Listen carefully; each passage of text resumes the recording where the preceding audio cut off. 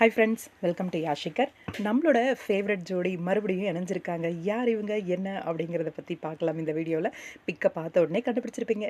S, நம்மளோட சாய் காயத்ரி ஷாம், அதாவது புகழ் அகிலா. இப்படி சொன்னால் தான் நிறைய பேருக்கு ஃபெமிலியராக தெரியும் அப்படின்னு நினைக்கிறேன். நம்மளோட விஜய் டிவியில் ரொம்பவே சூப்பர் ஹிட்டாக போன ஒரு சீரியல் தான் ஈரமான ரோஜாவே. உங்கள் எல்லாருக்குமே தெரியும். அந்த சூப்பர் ஹிட் டைட்டிலை வச்சு தான் ஈரமான ரோஜாவே சீசன் 2 அப்படின்னு சொல்லி வந்துச்சு. அந்த சீரியலில் நம்ம திரவியம் பவித்ரா எந்த அளவுக்கு ஃபேமஸோ அதே அளவுக்கு இன்னொரு ஜோடியும் ஃபேமஸ்.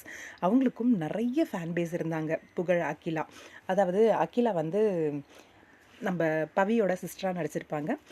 புகழ் திரவியமோட தம்பியாக நடிச்சிருப்பார். உங்கள் எல்லாருக்குமே தெரியும். இந்த பேர் மறுபடியும் இணைஞ்சு ஒரு ப்ராஜெக்ட் பண்ண மாட்டாங்களா அப்படின்னு சொல்லி எல்லாருமே எதிர்பார்த்துட்டு இருந்த ஒரு தருணம் தான்.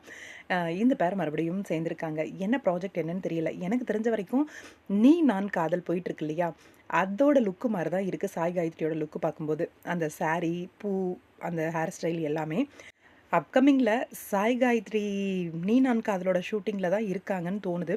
அந்த ஷூட்டிங் அப்போ தான் ஷாம் வந்திருக்காரு. எனக்கு தெரிஞ்சு அப்கமிங்கில் ஒரு எபிசோட் வருவார்னு நினைக்கிறேன். இல்லை, சீரியல்லையே கண்டினியூஸாக வர்றதுக்கும் வாய்ப்பு இருக்குது. என்னன்னு தெரியல.